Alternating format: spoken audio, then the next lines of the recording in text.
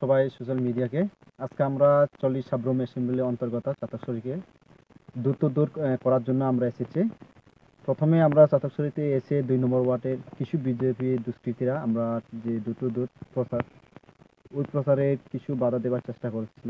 তাই আমরা সকল বিজেপি বা সকল ত্রিপুরাবাসীকে বলতে চাই, আমরা যে দূর প্রচার কারোর বিরুদ্ধে নয়, আমরা সংবিধানের অনুযায়ী আর্টিকেল 3 আমাদের গ্রেটার ত্রিপুরাল্যান্ডের দাবি নিয়ে আমরা প্রচার চলছে।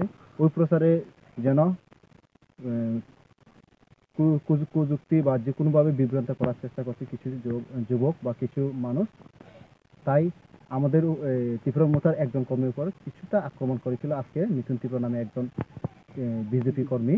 তাই আমরা সোশ্যাল মিডিয়ার মাধ্যমে বলতে চাই, ভবিষ্যতে এইভাবে না হয় আমাদের ত্রিপুরা মোর্চার উপর আক্রমণ।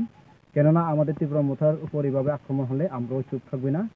এভাবে যদি আক্রমণ হতে থাকলে আমাদের যে ত্রিপুরা রাজ্য সুষ্ঠু বা শান্তিভাবে চলতে পারবে না। আমরা চাই সুষ্ঠু এবং শান্তি ত্রিপুরা, যেন না এই মহারাজাও একটা আইডিওলজি সমগ্র ত্রিপুরাবাসীকে সুস্থ বা শান্তিভাবে রাখার জন্য। সবাইকে নমস্কার, ধন্যবাদ।